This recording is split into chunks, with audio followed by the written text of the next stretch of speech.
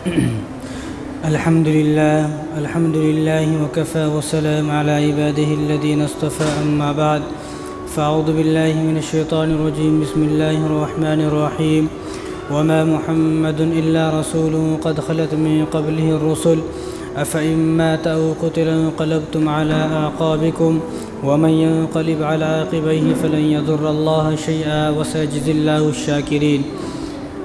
وقال تعالى إنك ميت وإنهم ميتون. وقال تعالى في مقام آخر كل من عليها فان. وقال النبي صلى الله عليه وسلم كان آخر كلام النبي صلى الله عليه وسلم الصلاة وما ملكت أيمانكم. كان آخر كلام النبي صلى الله عليه وسلم اللهم اغفر لي وارحمني وألحقني بالرفیق الاعلیٰ او کما قال علیہ الصلاۃ والسلام. میرے محترم دوستو، عزیز ساتھیو، یہ جو مہینہ تھا ربیع الاول کا مہینہ وہ گزر چکا ہے اور آج ربیع الثانی کی 1 تاریخ ہے. اور ربیع الاول کا وہ مہینہ ہے کہ جس میں میرے اور آپ کے نبی کریم صلی اللہ علیہ وسلم اس دنیا میں تشریف لائے اور اسی مہینے میں ان کی وفات ہے. ہم صرف ان کی ولادت کو تو یاد رکھتے ہیں لیکن وفات کو یاد نہیں رکھتے. کبھی بولے تو وفات اگر یاد کرے تو پھر جشن کون مناتے؟ وفات اگر یاد کریں گے تو بریانی نہیں ملے گی کھانے کو. وفات اگر یاد کریں گے تو جلوس نہیں نکال سکتے. اس لیے وفات کو یاد نہیں رکھنا، صرف ولادت کو یاد رکھنا ہے. ولادت کو یاد رکھے تو بہت کچھ مل جاتا، لیکن اگر وفات کو یاد رکھے تو کچھ بھی نہیں ملتا. اس لیے یاد رکھنا چاہیے کہ اسی مہینے میں میرے نبی کی ولادت بھی ہے اور اسی مہینے میں نبی کریم صلی اللہ علیہ وسلم کی وفات بھی ہے. اور حضور صلی اللہ علیہ وسلم کی وفات سے یہ بات ثابت ہو جاتی ہے کہ کل من علیہا فان، کہ جس چیز کو اللہ تبارک و تعالیٰ نے پیدا فرمایا کہ ہر اس چیز کو ختم ہونا ہے، فنا ہونا ہے. کل نفس ذائقۃ الموت، کہ ہر جتنے بھی انسان ہیں دنیا کے اندر، جانور ہیں، چرندے ہیں، پرندے ہیں، یعنی تمام کو موت کا مزہ چکھنا ہی ہے، تمام کو موت آئے گی. اور حضور صلی اللہ علیہ وسلم کے اس دنیا سے پردہ فرما جانے کے بعد اور اس دنیا سے جانے کے بعد تو یہ بات ثابت ہو گئی ہے کہ موت سب کو ہے. یعنی اس دنیا کے اندر ہر چیز کے منکر موجود ہیں. یعنی اس دنیا میں ایسے لوگ بھی موجود ہیں جو اللہ کے منکر ہیں، بہت سارے لوگ ایسے لوگ ہیں، اور بہت سارے ایسے لوگ ہیں جو وہ رسول کے حضور کے منکر ہیں اور نبیوں کے منکر ہیں. ہر چیز کے منکر اس دنیا کے اندر مل جائیں گے، لیکن موت کا منکر کوئی بھی نہیں ہے، چاہے اس کا تعلق کسی بھی مذہب سے ہو، کسی بھی دھرم سے ہو. یعنی کوئی آدمی موت کا منکر انکار کر ہی نہیں سکتا، یہ بول ہی نہیں سکتا موت نہیں ہے. ہر آدمی کو معلوم ہے کہ موت تو آنا ہے. اور وہی موت جب حضور صلی اللہ علیہ وسلم کو آئی تو یہ مہر لگ گئی کہ موت سب کو آنا ہی ہے. لیکن مسئلہ یہ ہے کہ ہم جانے کتنے لوگوں کو اپنے کندھوں پر لے کے جاتے ہیں، لیکن ہم لوگ کیا سوچتے ہیں، اس کو مرنا ہے، میرے کو نہیں مرنے کا ہے. یہ ہماری سوچ ہے. تو میرے اور آپ کے نبی کی وفات اسی مہینے میں ہے اور حضور صلی اللہ علیہ وسلم کی وفات سے یہ بات ثابت ہو گئی ہے کہ موت سب کو ہے. تو نبی کریم صلی اللہ علیہ وسلم کی وفات کس طرح ہوئی، آج اسی کو میں انشاءاللہ بتانے کی کوشش کروں گا، کیونکہ ربیع الاول کا مہینہ تھا. اس میں نے آپ صلی اللہ علیہ وسلم کی پیدائش سے لے کر بہت ساری باتیں بتا دی ہیں پورا مہینہ. تو اس مہینے میں حضور کی وفات کا تذکرہ کرنے کی انشاءاللہ کوشش کریں گے. اللہ تبارک و تعالیٰ مجھے بھی اور ہم سب کو جو ہے سمجھنے کی توفیق عطا فرمائے. تو حضور صلی اللہ علیہ وسلم کی جو وفات ہے وہ ربیع الاول کا مہینہ ہے.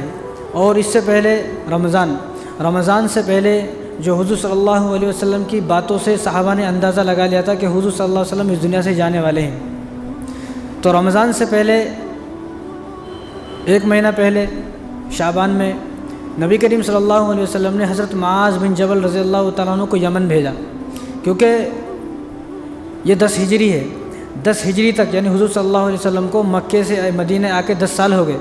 جو 10 ہجری ہے نا، اس 10 ہجری کے اندر اسلام بہت تیزی سے پھیلنے لگا.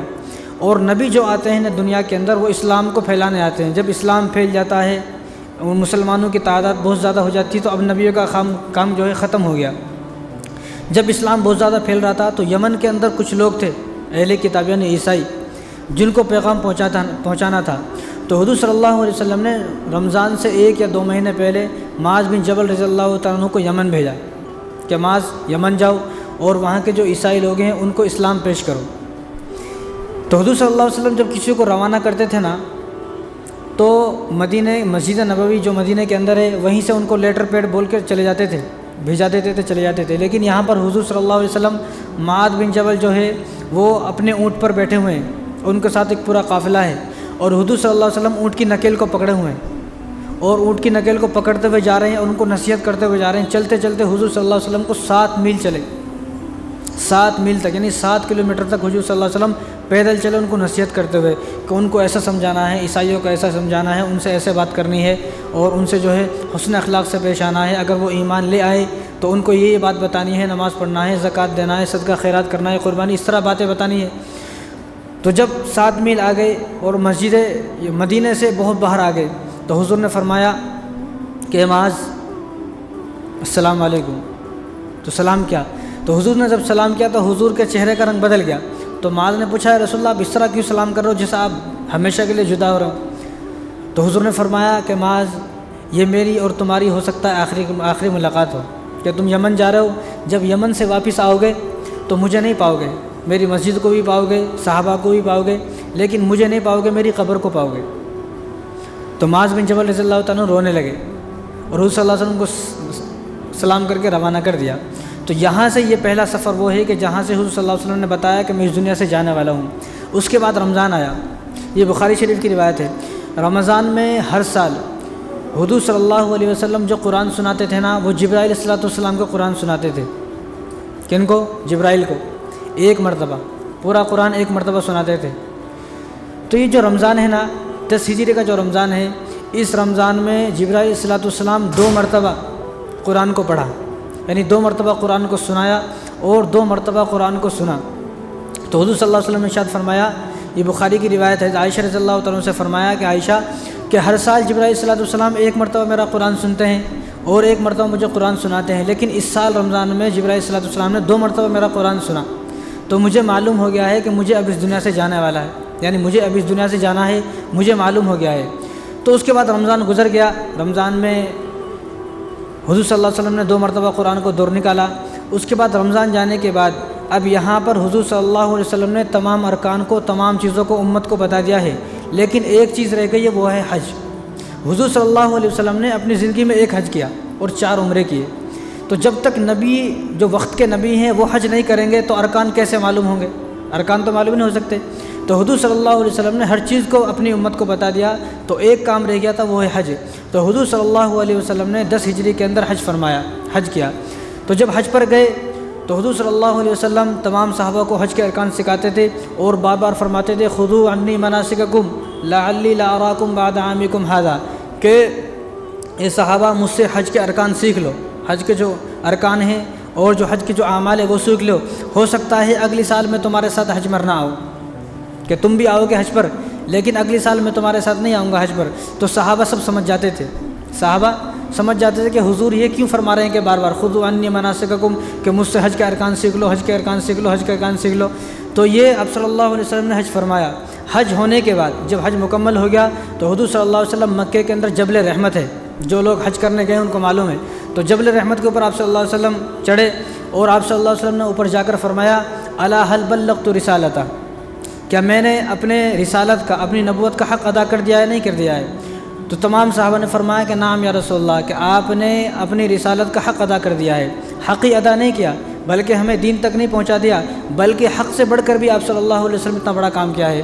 تو جب تمام صحابہ نے گواہی دی یا رسول اللہ آپ نے حق ادا کر دیا ہے، تو حضور نے انگلی کر کر اللہ تبارک و تعالیٰ کی طرف اشارہ کر کے فرمایا اللہم اشہد اللہم اشہد اللہم اشہد، 3 مرتبہ فرمایا۔ حضور نے اللہ تبارک و تعالیٰ سے یہ کہا کہ دیکھ اللہ تبارک و تعالیٰ آپ دیکھیے کہ میں نے اپنے دین کو اور آپ کے پیغام کو اور جو مجھے دین دنیا میں لے کر بھیجا ہے میں نے ان کو پہنچا دیا ہے، اور یہ گواہ میرے سامنے موجود ہیں، آپ بھی گواہ ہو جائیے، آپ بھی گواہ ہو جائیے، اور میرے سامنے یہ گواہ موجود ہیں۔ جب حضور صلی اللہ علیہ وسلم نے صحابہ سے یہ پوچھ لیا تو اس کے بعد فوراً ایک آیت نازل ہوئی الیوم اکملت لکم دینکم واتممت علیکم نعمتی ورضیت لکم الاسلام دینا، کہ آج دین مکمل ہو چکا ہے۔ تمام صحابہ نے گواہی دے دی اور حضور نے بھی بتا دیا، تو اللہ تبارک و تعالیٰ نے بھی اعلان کر دیا آج دین مکمل ہو چکا ہے، اللہ تبارک و تعالیٰ نے اپنی نعمتوں کو تمہارے اوپر پورا کر دیا ہے، اور جو اللہ تبارک و تعالیٰ کا پسندیدہ دین ہے، قیامت تک اللہ تبارک و تعالیٰ نے جس دین کو پسند کیا ہے وہ اسلام ہے۔ ورضیت لکم الاسلام دینا، دین اسلام جو ہے یہ حق دین ہے، یہی سچا دین ہے، سچا مذہب ہے، اور قیامت تک اللہ تبارک و تعالیٰ نے جس دین کو پسند کیا وہ صرف اسلام ہے۔ اسلام کے علاوہ کوئی دین نہ سچا ہے، نہ کوئی دین کی کسی دین کی کوئی حقیقت ہے، اور نہ کسی دین کو اللہ تبارک و تعالیٰ نے اس کے علاوہ پسند کیا ہے۔ تو یہاں پر آ کر مہر لگ گئی۔ جب یہ آیت نازل ہوئی تو ابوبکر صدیق رضی اللہ تعالیٰ عنہ کو صحابہ نے ڈھونڈا کہ ابوبکر کہاں ہیں؟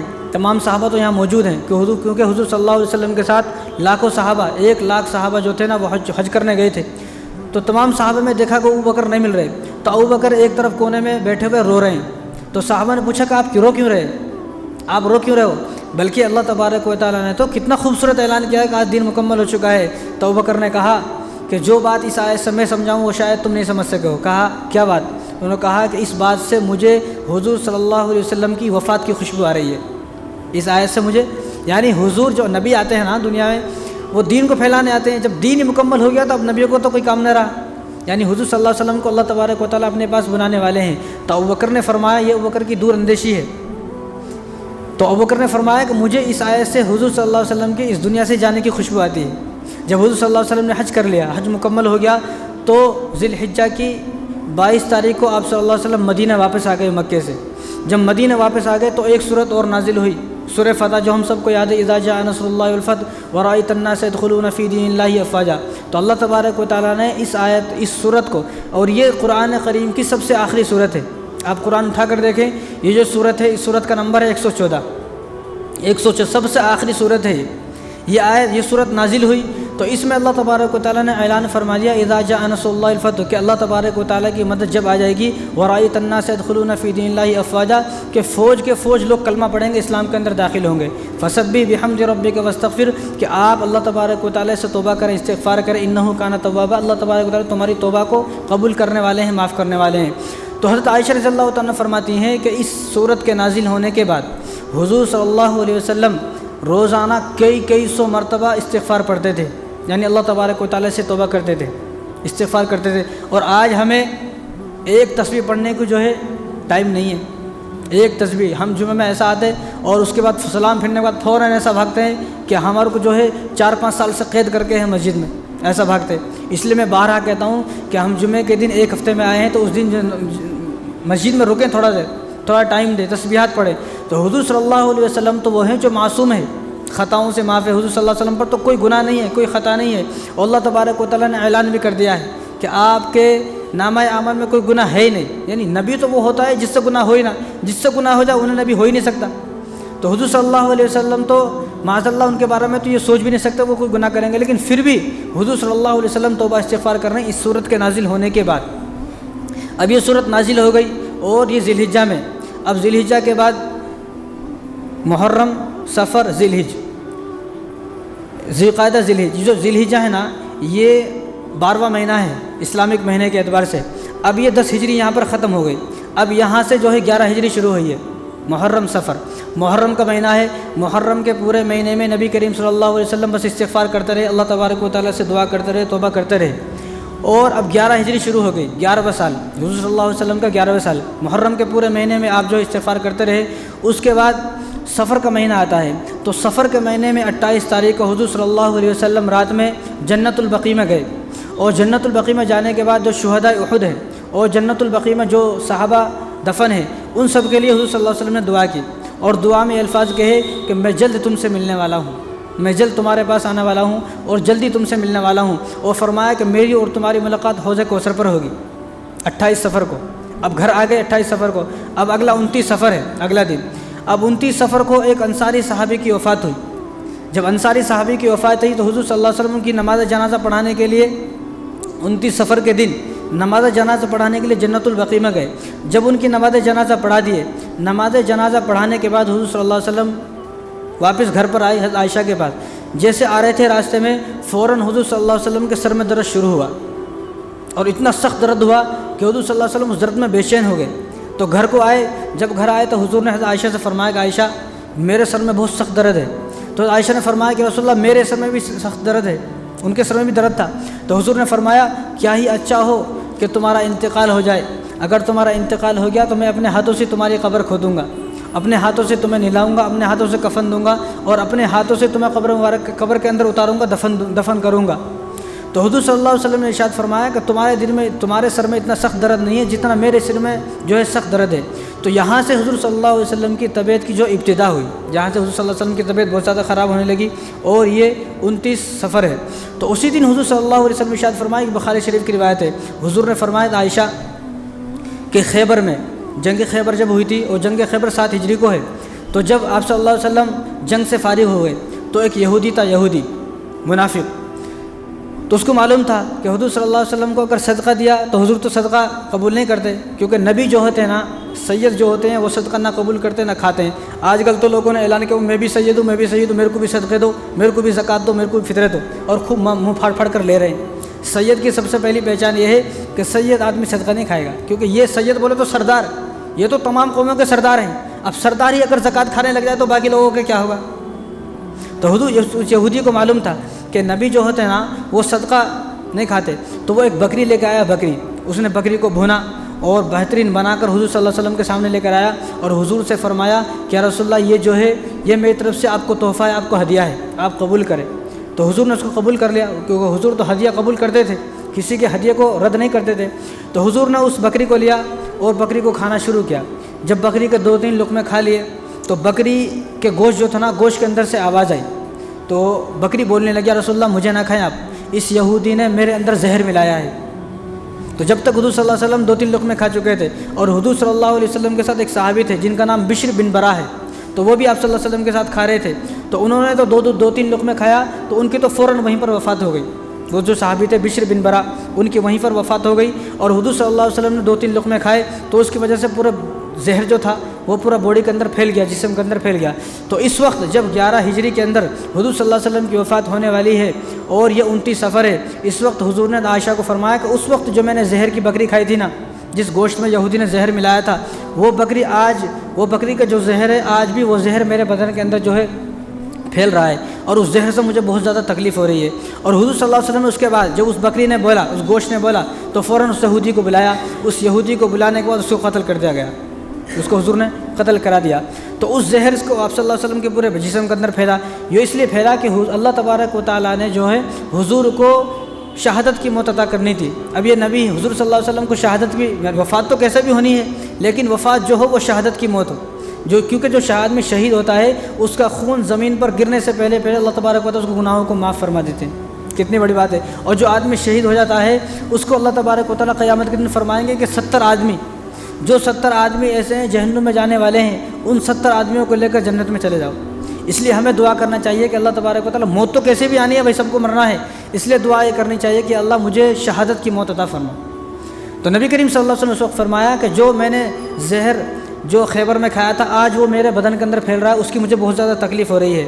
تو ایک دن عبداللہ بن مسعود رضی اللہ تعالیٰ عنہ نے 30 صفر کے دن حضور سے پوچھا کہ رسول اللہ ایسا لگ رہا ہے کہ آپ کی طبیعت بہت زیادہ خراب ہے، اور ایسا لگ رہا ہے کہ شاید آپ ہم سے جدا ہو جائیں، لیکن آپ یہ بتائیں کہ آپ کو جنازہ جو آپ کی وفات ہو جائے گی، وفات ہونے کے بعد آپ کو کفن کون دے گا؟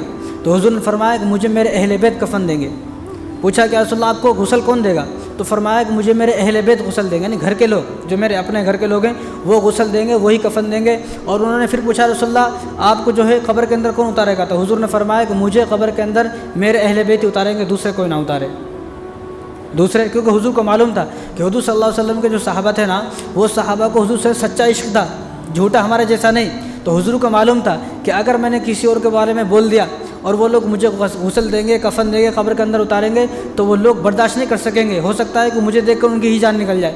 تو حضور نے منع فرمایا کہ مجھے میرے اہل بیت غسل دیں گے، وہی کفن دیں گے اور وہی مجھے قبر میں اتاریں گے۔ تو اب 4 ربیع الاول کا مہینہ شروع ہو گیا، تو 4 ربیع الاول ہے، تو 4 ربیع الاول کے دن حضور صلی اللہ علیہ وسلم کی طبیعت میں تھوڑا افاقہ ہوا، تھوڑے ٹھیک ہوئے، تو حضور نے حکم فرمایا کہ 7 کنویں سے پانی لے کر آئے، 7 کنویں سے پانی لے کر آئے اور مجھے غسل دے۔ تو 7 کنویں سے پانی لایا گیا، تو تمام ازواج مطہرات، حضور صلی اللہ علیہ وسلم کی 11 بیویاں تھیں، 2 کا وفات ہو چکی ہے، 2 کی وفات حضور کے وفات ہونے سے پہلے، حضرت خدیجہ ہیں، ایک حضرت زینب بنت خزیمہ ہے، ان کی وفات حضور کی وفات سے پہلے ہی۔ باقی جب حضور صلی اللہ علیہ وسلم کی وفات ہوئی تو آپ صلی اللہ علیہ وسلم کی 9 بیویاں موجود ہیں، تو ان 9 کے 9 بیویوں نے حضور صلی اللہ علیہ وسلم کو ایک ٹب کے اندر بٹھایا اور آپ کو غسل دیا۔ تھوڑی طبیعت ٹھیک ہوئی تو حضور صلی اللہ علیہ وسلم حضرت عباس اور حضرت علی رضی اللہ تعالیٰ عنہ کے کندھوں پر ایسا سہارا لے کر، ان کے کندھوں پر پاؤں آپ کے گھسٹ رہے تھے، آپ مسجد نبوی میں تشریف لے گئے۔ تو جب مسجد نبوی میں تشریف لے گئے آپ صلی اللہ علیہ وسلم تو آپ نے نماز پڑھائی. نماز پڑھانے کے بعد ممبر پر جلوہ فرما ہوئے, ممبر پر بیٹھے, اور ممبر پر بیٹھنے کے بعد آپ صلی اللہ علیہ وسلم کچھ نصیحتیں فرمائی. اس میں سے سب سے پہلی نصیحت یہ ہے کہ میرے صحابہ غور سے سنو. کہا غور سے سنو کہ جو پچھلے نبی تھے, پچھلے انبیاء تھے, یا پچھلے جو لوگ بڑے ہوتے تھے, ان کی وفات کے بعد لوگ ان کی قبر کو سجدہ گاہ بنا لیتے تھے. تو میں تم سے نصیحت کرتا ہوں, میری نصیحت یہ کہ میرے مرنے کے بعد میری قبر کو سجدہ گاہ نہ بنانا. آج تو جو آدمی سوچتا ہے میں بھی ولی ہوں, جس کو لوگ جھوٹے بولتے ہیں تو بھی ولی ہے بول کے, تو انہیں بھی کیا سوچتا میں مر جاؤں لوگ میری قبر کو سجدہ کریں. یہ سوچتے ہیں جو ایسے جن کی سوچ یہ ہے, اللہ تعالیٰ خود فرمائیں گے کہ میں نے کہا تھا نا کہ سجدہ صرف مجھے ہے, کسی اور کو نہیں ہے. تیرے دل میں خیال کیسا آیا کہ تو بھی اپنے آپ کو سجدہ کرا لے, تو کیا خدا ہے؟ یعنی فرعون نے تو زبان سے ظاہر کیا تھا میں خدا ہوں, تو نے تو دل میں ظاہر کیا ہے کہ میں بھی خدا ہوں, تو اس کی پکڑ ہوگی. تو حضور نے فرمایا کہ پچھلی امت کے لوگوں نے اپنی جو ان کے بڑے آدمی ہوتے تھے, ان کے نبی ہیں, تو ان لوگوں نے اپنی ان کو قبر کو سجدہ گاہ بنا لیا, لہٰذا میری قبر کو سجدہ گاہ نہ بنانا. آج بھی شرک سے پاک و صاف ہے. آپ جا کر دیکھ لیں مدینہ کے اندر, وہاں پر پہلے بیٹھے ہوئے رہتے, اگر کوئی ذرا سا جھکا بھی تو وہ وہاں حبشی رہتے بڑے بڑے موٹے موٹے, یوں اٹھا کے یوں پھینک دیتا میں. آج بھی وہاں پر شرک سے پاک ہے. تو حضور صلی اللہ علیہ وسلم نے خطبہ دیا, اور اس کے بعد حضور صلی اللہ علیہ وسلم نے فرمایا کہ صحابہ اگر کسی کا مجھ پر حق ہے, اگر میں نے کسی سے کچھ لیا ہے, یا میرا کسی کے اوپر کوئی حق ہے, میرا کسی کے اوپر ہے, مجھ سے کسی نے لیا ہو, میں نے کسی کو تکلیف دی ہو, یا میں نے کسی سے کچھ پیسے لیے ہوں, یا میں نے کسی سے کچھ بھی لیا ہو, تو مجھ سے لے لے اور اس بات میں شرم نہ کرے. اس بات میں شرم نہ کرے. کیوں شرم نہ کرے؟ کیونکہ دنیا کے اندر واپس کرنا آسان ہے, لیکن قیامت کے دن اگر کوئی آدمی ہم سے مطالبہ کر دے گا تیرے پاس میرے 10 روپے ہیں, تو وہاں 10 روپے کہاں سے لائے گا؟ وہاں 10 روپے کے بجائے 10 نیکیاں دینی پڑیں گی, اور وہاں تو نیکیوں کی ویسی کمی ہے. تو حضور نے فرمایا کہ اگر کسی کا حق میرے اوپر ہے تو مجھ سے لے لے, شرم نہ کرے, اس بات میں بالکل شرم نہ کرے. تو ایک صحابی کھڑے ہوئے, یا رسول اللہ آپ نے مجھ سے ایک دن 3 درہم لیے تھے, 3 درہم. تو حضور صلی اللہ علیہ وسلم کے پاس تو اس وقت کچھ بھی نہیں تھا. تو حضور صلی اللہ علیہ وسلم کے پاس ایک صحابی کھڑے ہوئے تھے جن کا نام فضل بن عباس ہے. حضور صلی اللہ علیہ وسلم کے چچا عباس, ان کے بیٹے فضل. تو ان سے کہا کہ فضل تم ان کو 3 روپے دے دو گے؟ کہا کہ رسول اللہ میں دے دوں گا. ٹھیک ہے. ان سے کہا کہ ان کی آپ کی ذمہ داری ان کی ہے کہ ان سے 3 روپے لے لینا. یعنی آخری وقت میں بھی حضور نے فرمایا کہ میرا آج تو ہم لوگوں نے کتنے کی لوگوں کی زمینوں پر قبضہ کیا ہوا ہے, کتنے لوگوں کی زمینوں کو ہڑپ گئے, اور کتنے لوگوں کی چوریاں کر لی, اور کتنے لوگوں کی جو ہے پیسوں کو ہڑپ کر کے بیٹھے, ہمیں خیال ہی نہیں ہے. اگر ہم نے دنیا کے اندر واپس نہیں کیے تو قیامت کے دن اپنے نامہ اعمال میں سے ہمیں نیکیاں دینی پڑیں گی. تو اس لیے مرنے سے پہلے جو آج ہمارے پاس ہے, اگر کسی سے کچھ لیا ہے تو اس کو واپس کر دیں. جب یہ حضور فرما رہے ہیں, حضور فرمائیں کہ اگر کسی کا ہے تو لے لے, شرم نہ کرے, کیونکہ دنیا کے اندر دینا آسان ہے, قیامت کے اندر میں واپس نہیں کر سکتا, وہ بڑا سخت دن ہوگا. تو ہمارا کیا حال ہوگا؟ تو ہمیں بھی اگر کسی کا کوئی پیسہ لیا ہے, کسی کا کوئی حق دبائے ہوئے, زمینوں پر قبضے, یہ سب کچھ کیے ہوئے ہیں, تو واپس کریں تاکہ ہم قیامت کے دن آسانی کے ساتھ جنت میں داخل ہو جائے. تو اس لیے حضور نے فرمایا. اس کے بعد حضور نے نصیحت دوسری فرمائی. حضور نے فرمایا کہ صحابہ مجھے تم سے شرک کا ڈر نہیں ہے, مجھے یہ ڈر نہیں ہے تم شرک کر بیٹھو گے, مجھے ڈر یہ ہے کہ تم دنیا پرست نہ بن جاؤ. آج یہی ہے, آج آدمی ہم نام کو مسجد میں تو آ رہے, شرک سے تو پاک ہیں, لیکن دنیا کے پیچھے لگے ہوئے ہیں. تو حضور نے فرمایا کہ مجھے شرک کا تو ڈر نہیں ہے, تم شرک نہیں کرو گے, لیکن تم دنیا کے اندر ضرور, اور دنیا دنیا پرست ضرور بن جاؤ گے. دنیا کا لالچ تمہارے اندر اور پیسوں کی محبت تمہارے اندر آ جائے گی. اس کے بعد حضور صلی اللہ علیہ وسلم آگے. تو حضور صلی اللہ علیہ وسلم جمعرات کا دن ہے, 8 ربیع الاول ہے. تو حضور صلی اللہ علیہ وسلم نے آخری نماز حضور کی, حضور نے جمعرات کے دن 8 ربیع الاول کو مغرب کی نماز پڑھائی. اور مغرب کی نماز آپ صلی اللہ علیہ وسلم نے اتنی لمبی پڑھائی کہ مغرب کی نماز میں سورہ مرسلات پڑھی, اور سورہ مرسلات کے اندر 50 آیت ہیں. یہاں تو ایک چھوٹی صورت نہیں پڑھ کے کوئی بڑی صورت پڑھتی ہے, لڑائیاں ہو جاتی ہیں کہ امام صاحب کو لگتا ہے کہ اس کا دماغ خراب ہو چکا ہے کہ امام صاحب مغرب کی نماز بڑی لمبی پڑھا رہا ہے. بھائی یہ حضور سے سیکھے. حضور صلی اللہ علیہ وسلم نے اپنی آخری نماز جو پڑھائی ہے مغرب کی نماز, اس کے اندر سورہ مرسلات پڑھی ہے. یہ سورہ مرسلات وہ ہے جو فجر کی نماز کے اندر پڑھتے ہیں. 50 آیتیں, 2 رکوع ہیں اس کے اندر. تو حضور نے وہ نماز مغرب کی نماز پڑھائی اور سورہ مرسلات اس کے اندر پڑھائی. اور پڑھانے کے بعد مغرب کی نماز پڑھانے کے بعد گھر کو آ گئے. حضرت عائشہ رضی اللہ تعالیٰ عنہ حجرے میں آ گئے. جب آ گئے تو عشاء کی نماز کا وقت ہو گیا. تو عشاء کی اذان حضرت بلال نے دی, اذان دے دیے. اذان دینے کے بعد نماز کا وقت ہو گیا. جب نماز کا وقت ہو گیا تو حضور صلی اللہ علیہ وسلم کے پاس بلال آئے. یا رسول اللہ نماز کا وقت ہو چکا ہے, صحابہ انتظار میں ہیں, صحابہ آپ کا انتظار فرما رہے ہیں. تو حضور اٹھے. جب اٹھے حضور تو حضور صلی اللہ علیہ وسلم اتنے کمزور ہو چکے تھے کہ غشی طاری ہو کر بے ہوش ہو کے نیچے گر گئے. تھوڑی دیر کے بعد ہوش آیا. تو حضور نے پوچھا نماز پڑھ لیے؟ کیونکہ نہیں یا رسول اللہ نماز نہیں پڑھے. ابھی نماز نہیں پڑھے، وہ صحابہ کے انتظار میں ہے۔ تو حضور پھر اٹھے، پھر آپ صلی اللہ علیہ وسلم نے غسل کیا، غسل کرنے کے بعد پھر مسجد کی طرف جیسے چلے تھے، پھر غشی طاری ہو کے پھر گر گئے۔ تیسری مرتبہ پھر اٹھے تو 3 مرتبہ اس طرح ہوا۔ تو چوتھی مرتبہ حضور نے فرمایا کہ مروا ابا بکر فلیصلی بالناس، کہ ابو بکر کو بولو کہ وہ لوگوں کو نماز پڑھائے۔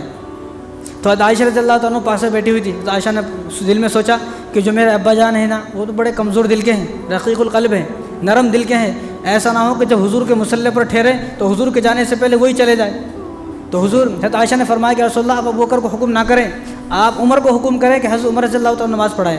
تو حضور نے فرمایا کہ نہیں، میں نہیں، بلکہ میرا اللہ تعالیٰ، جو میرے اللہ کہہ رہے ہیں کہ میں ابو بکر کو ہی بولوں کہ میرے مصلی پہ صرف ابو بکر کھڑا ہو۔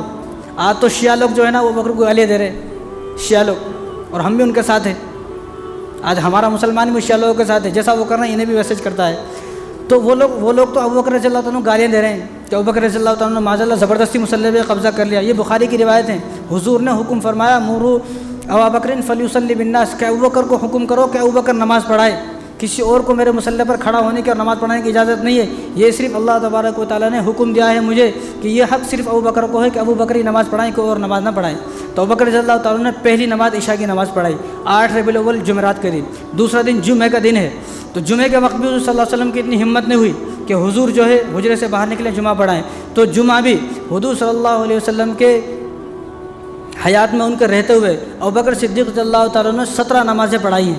17 نماز، 8 ربیع الاول کی عشاء کی نماز، مغرب کی، جمعے کے دن کی 5 نماز، ہفتے کے دن کی 5 نماز، اتوار کے دن کی 5 نماز، 15 نماز، اور پیر کے دن کی فجر کی نماز، اور مغرب کی جو 8 ربیع الاول ہے، 8 ربیع الاول پیر کے دن مغرب عشاء کی ایک نماز، 8 ربیع الاول کی ایک نماز، 12 ربیع الاول کی ایک نماز، 5 نماز 10 ربیع الاول کی، 5 نماز 11 کی، 5 نماز جو ہے وہ 9 ربیع الاول کی۔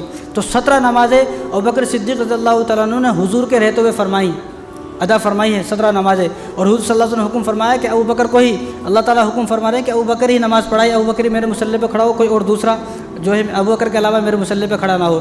تو ابو بکر صدیق رضی اللہ تعالیٰ عنہ دوسرے دن جمعہ بھی پڑھایا، یعنی حضور کے رہتے ہوئے اور حضور کے حیاتی میں، حضور کی زندگی میں ایک جمعہ بھی پڑھایا اور 17 نمازیں بھی پڑھائی۔ جب آپ صلی اللہ علیہ وسلم جمعے کے دن، اب طبیعت میں ذرا افاقہ نہیں ہوا، آپ صلی اللہ علیہ وسلم طبیعت زیادہ خراب تھی، تو 10 ربیع الاول اور ہفتے کا دن، تو حضور صلی اللہ علیہ وسلم تھوڑی سی طبیعت میں افاقہ ہوا، تو حضور صلی اللہ علیہ وسلم ظہر کی نماز کے لیے، ظہر کی نماز ہو رہی ہے، ابوبکر صدیق رضی اللہ تعالیٰ ظہر کی نماز پڑھا رہے ہیں، تو حضور صلی اللہ علیہ وسلم حضرت عباس اور حضرت علی رضی اللہ تعالیٰ کے کندھے سے گھسٹتے ہوئے، پیر گھسٹ رہے ہیں اور مسجد میں گئے، تو ابوبکر صدیق رضی اللہ تعالیٰ نماز پڑھا رہے ہیں نماز، تو حضور صلی اللہ علیہ وسلم ان کے بازو میں آ کر بیٹھ گئے۔ جب بازو میں آ کر بیٹھے تو ابوبکر صدیق رضی اللہ نظر ہٹنے لگے، تو حضور نے ان کو اشارہ کر کے فرمایا کھڑے نا آپ یہیں رہے۔ تو حضور صلی اللہ علیہ وسلم نے ظہر کی نماز بڑی آہستہ سے پڑھائی ہے، کیونکہ آپ کی طبیعت خراب تھی نا، جملے نکل رہے نہیں تھے، یعنی حضور صلی اللہ علیہ وسلم نماز پڑھا رہے تھے ابوبکر کو، ابوبکر صدیق رضی اللہ تعالیٰ نماز پڑھا رہے تھے پوری امت کو، یعنی حضور صلی اللہ علیہ وسلم، یہ شیعہ لوگوں کو یہ باتیں سمجھ میں آنی چاہیے، یہ بخاری کی روایت ہے، یہ ہم نے اپنی طرف سے نہیں بنائی، یہ روایت ہے۔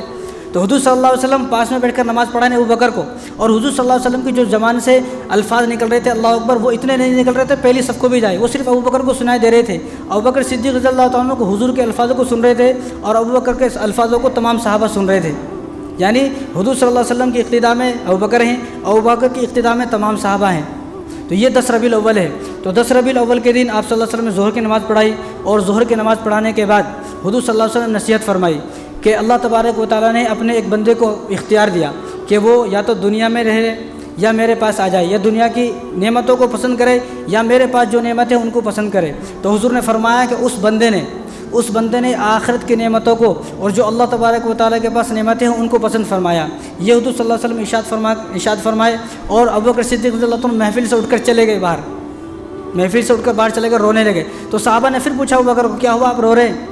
تو ابوبکر نے فرمایا کہ حضور نے جو فرمایا نا کہ ایک بندے کو اللہ تبارک و تعالیٰ نے اختیار دیا، یا تو وہ دنیا کو پسند کرے یا آخرت کی نعمتوں کو پسند کرے، لیکن اس بندے نے آخرت کی نعمت کو پسند کر لیا ہے، تو ابوبکر نے فرمایا کہ وہ آدمی کوئی اور نہیں ہے بلکہ وہ آدمی حضور صلی اللہ علیہ وسلم خود ہے، کہ حضور صلی اللہ علیہ وسلم نے جو اختیار پسند کیا ہے وہ آخرت کو پسند کیا ہے، آخرت کی نعمتوں کو پسند کیا ہے۔ حضور جس کے بارے میں فرما رہا وہ کوئی اور نہیں ہے بلکہ وہ حضور خود ہے۔ اسی طرح اس کے بعد آپ صلی اللہ علیہ وسلم فرمایا کہ جو مسجد نبوی ہے نا، تو مسجد نبوی کے جو دروازے نہیں تھے، تو دروازے جو تھے نا وہ مسجد نبوی سے ٹچ ہو کے تمام صحابہ کے دروازے بنے ہوئے تھے، عمر رضی اللہ تعالیٰ کے، ابو بکر صدیق رضی اللہ تعالیٰ کو، عثمان رضی اللہ تعالیٰ کے، ابو طلحہ، عبد الرحمن بن عوف، تو سب کے دروازے بنے ہوئے تھے۔ تو حضور نے اس وقت حکم فرمایا کہ مسجد نبوی میں جن صحابی کے دروازے کھل رہے ہیں ان تمام صحابہ کے دروازوں کو بند کر دیا جائے، اور مسجد نبوی میں صرف ابو بکر کا دروازہ کھلے، باقی تمام صحابہ کا دروازہ جو ہے بند کر دیا جائے۔ تو تمام صحابہ نے اپنے دروازے بند کر لیے، ختم کر دیے کہ اب یہاں سے کوئی نہیں آئے گا، اب گھوم کے ایسے آئیں گے۔ صرف ابو بکر صدیق رضی اللہ تعالیٰ کا دروازہ مسجد نبوی کے اندر حضور نے خود حکم فرمایا۔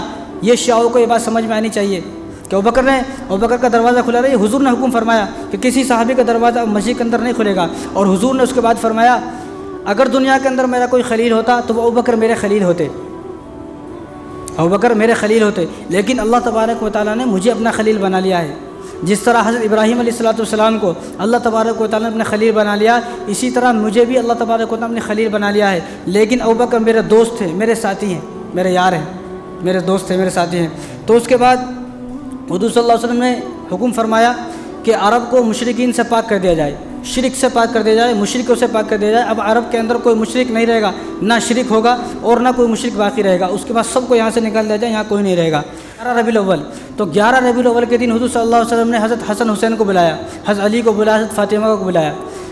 حضرت فاطمہ رضی اللہ عنہ کان میں کچھ کہا تو آپ رونے لگی، پھر کہا تو پھر آپ ہنسنے لگی۔ تو عائشہ نے پوچھا کہ آپ کے کان میں ایسا کیا کہا حضور نے؟ پہلے آپ رونے لگی پھر آپ ہنسنے لگی۔ تو انہوں نے کہا کہ میں بھی نہیں بتاؤں گی، یہ ایک راز ہے۔ تو حضور صلی اللہ علیہ وسلم جو وفات ہوگی نا، وفات کے بعد ان سے پوچھا تو انہوں نے کہا کہ جب میں رونے لگی تو حضور نے کہا تھا کہ میں اس بیماری میں اس دنیا سے چلا جاؤں گا، میں اسی بیماری میں میری وفات ہو جائے گی، میں اسی بیماری میں اس دنیا سے چلا جاؤں گا۔ جب میں ہنسی تو حضور نے فرمایا کہ اے فاطمہ تو فکر نہ کر، میرے خاندان میں سب سے پہلے تو میرے پاس آئے گی۔ اسی لیے حضرت فاطمہ رضی اللہ تعالیٰ عنہ کا انتقال حضور صلی اللہ علیہ وسلم کے 6 مہینے کے بعد ہو گیا، اور حضور صلی اللہ علیہ وسلم کو سب کو نصیحت فرما رہے ہیں لیکن روئے نہیں۔ لیکن جب حسن حسین کو دیکھا، وہ تو چھوٹے بچے تھے نا، 5-6 سال کے، جب ان کو دیکھا تو رونے لگے۔ ان کو تو معلوم تھا نا، حضور کو جبرائیل علیہ السلام نے بتا دیا تھا کہ حضرت حسین کو جو ہے کربلا میں شہید کریں گے، اور حضرت امام حسن کو جو ہے لوگ زہر دے کے شہید کریں گے۔ تو ان کی طرف دیکھا تو رونے لگے۔ حضرت علی کو بھی بلایا تو حضرت علی کو کافی نصیحتیں کی۔ تو یہ 11 ربیع الاول، اب آخری دن ہے 12 ربیع الاول۔ تو 12 ربیع الاول جب آیا تو حضور صلی اللہ علیہ وسلم، فجر کی نماز ہو رہی ہے اور حضور صلی اللہ علیہ وسلم حجرے کے اندر موجود ہیں۔ تو فجر کی نماز ابو بکر صدیق رضی اللہ عنہ پڑھا رہے ہیں اور تمام صحابہ سیدھے پڑھ رہے ہیں۔ تو حضور صلی اللہ علیہ وسلم 3 دن ہو گئے نا، نہیں آئے، جمعرات کے دن نہیں آئے، جمعے کے دن نہیں آئے، ہفتے کے دن نہیں آئے، اتوار کے دن نہیں آئے، یہ پیر کا دن ہے، اور پیر کے دن فجر کی نماز تمام صحابہ پڑھ رہے ہیں۔ تو حضور صلی اللہ علیہ وسلم نے دروازہ کھولا، جب دروازہ کھولنے کی آہٹ سنی اور حضور صلی اللہ علیہ وسلم نے باہر جھانکا تو تمام صحابہ، حضرت انس رضی اللہ عنہ فرماتے ہیں کہ ہم یہ بھول گئے کہ ہم نماز میں ہیں، ہم یہ بھول گئے ہم نماز میں، ہم نماز کو توڑنے والے تھے، نماز کو توڑنے والے تھے۔ تو فوراً آپ صلی اللہ علیہ وسلم کو جب محسوس ہوا کہ صحابہ میری طرف گھومنے والے ہیں، چند صحابہ ایسے تھے جو حضور صلی اللہ علیہ وسلم بالکل گھومنے والے تھے، تو حضور نے فوراً جب حضور کو محسوس ہوا کہ صحابہ نمازوں کو توڑنے والے ہیں، میری طرف دیکھنے والے ہیں، کیونکہ حضور صلی اللہ علیہ وسلم کو 2 دن سے کسی نے دیکھا نہیں، اور حضور صلی اللہ علیہ وسلم کو نہ دیکھتے تھے، ایسا صحابہ تو بے چین ہو جاتے تھے جب حضور کو نہ دیکھتے تھے، حضور کو دیکھے تو ان کو چین ملتا تھا۔ بعض صحابہ نے تو قسم کھائی ہوئی تھی ہم جب صبح کو اٹھیں گے تو سب سے پہلے حضور کا چہرہ دیکھیں گے، کسی کا چہرہ نہیں دیکھیں گے۔ جب وہ گھر سے آتے تھے تو آنکھیں بند کر کے آتے تھے اور پاس والے سے پوچھتے تھے میرے پاس حضور ہے سامنے، وہ بتاتے تھے کہ ہاں حضور ہے، جب حضور سامنے ہوتے تھے آنکھیں کھولتے تھے، یہ قسم کھائی ہوئی تھی۔ تو 2 دن ہو گئے اور حضور صلی اللہ علیہ وسلم جو ہے فجر کی نماز آپ ابو بکر صدیق رضی اللہ عنہ پڑھا رہے ہیں۔ تو حضور صلی اللہ علیہ وسلم جیسے حجرے سے باہر نکلے تو حضور صلی اللہ علیہ وسلم جب یہ محسوس ہوا کہ نمازوں کو توڑنے والے ہیں، فوراً آپ نے جو ہے دروازوں کو بند کر دیا۔ تو تمام صحابوں کو معلوم ہو گیا کہ دروازے بند ہو چکے ہیں۔ اس کے بعد حضور صلی اللہ علیہ وسلم نے حضرت علی کو بلایا اور حضرت علی کو بلانے کے بعد فرمایا کہ جو میرے 40 غلام ہیں ان کو آزاد کر دو، 40 غلام آزاد۔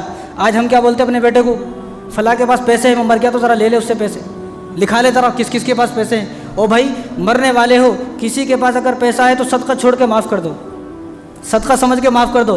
یہاں دے دیا ہے قرضہ، وہاں جانے کے بعد آپ کو جو ہے نامہ اعمال میں صدقے کا ثواب لکھا جائے گا کہ اس نے صدقہ کیا ہے، اس کو معلوم میں نہیں کتنا صدقہ کیا ہے لیکن وہاں پر ملے گا۔ تو ہمیں اگر کسی کو قرضہ دیا ہوا ہے، مرنے والے ہیں تو چھوڑ دے، بھول جائیں۔ اگر بیٹا بولے بھی تو اس کے پاس پیسے ہیں تو بیٹے کو بولتے انہیں میرے کو دے دیا تھا پہلے ہی، تاکہ وہ صدقہ بن جائے۔ تو حضور صلی اللہ علیہ وسلم کے پاس 40 غلام تھے، 40 کے 40 غلام کو آزاد کر دیا۔ پھر حضرت عائشہ سے کہا کہ دیکھو گھر میں کتنے پیسے ہیں۔ جب ڈھونڈے تو گھر کے اندر صرف 7 درہم تھے۔ کتنے؟ 7 درہم تھے، 7۔ آج ہم مرتے تو ہمارے پاس 70 لاکھ روپے ہوتے، پھر بھی ہمیں یہ توفیق نہیں ہوتی کہ ہم مسجد میں کوئی فین بھی لگا دے، یہ توفیق ہمیں نہیں ہوتی۔ کوئی مدرسے میں کوئی ایک روم بنا دے، کوئی ایسا کوئی کام کر دے صدقہ جاری کا، مرنے کے بعد بھی ثواب ملے۔ تو حضور نے عائشہ نے فرمایا کہ صرف 7 درہم ہے، تو حضور نے فرمایا کہ ان 7 درہم کو بھی صدقہ کر دو۔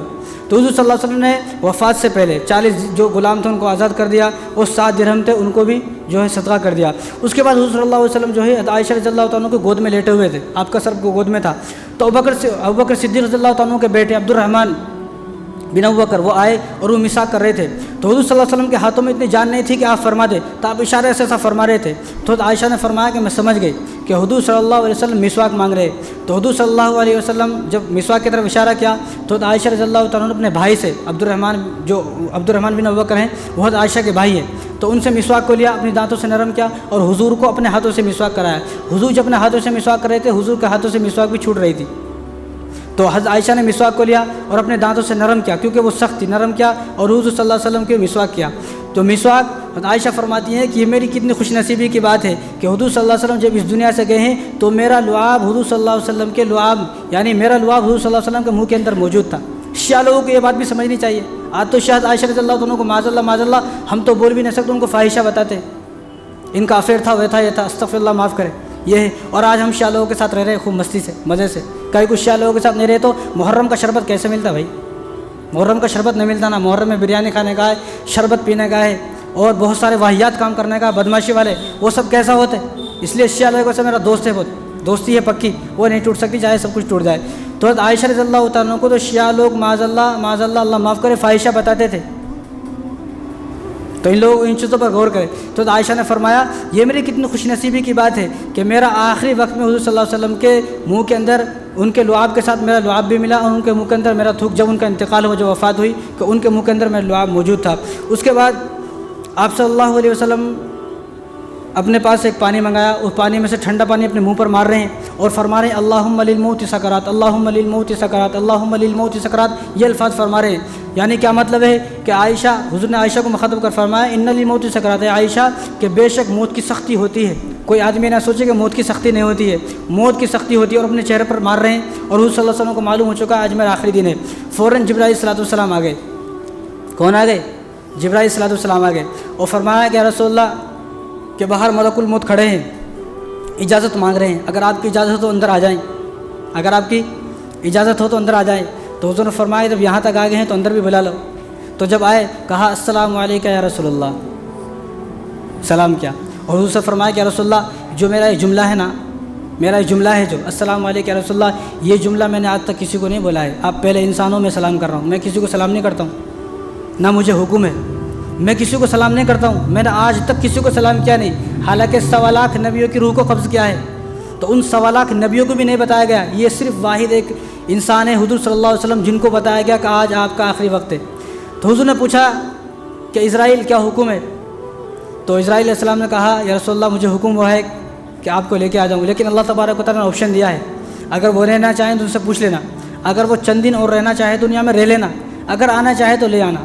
تو حضور صلی اللہ علیہ وسلم جبرائیل سے پوچھا کہ جبرائیل تم بتاؤ رہوں یا چلا جاؤں؟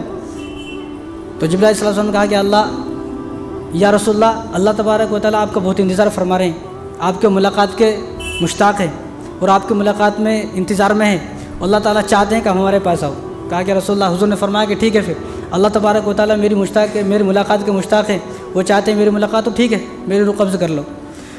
جیسی روح قبض کرنے والے تھے تو حضور نے ان کو روکا، ذرا رکے۔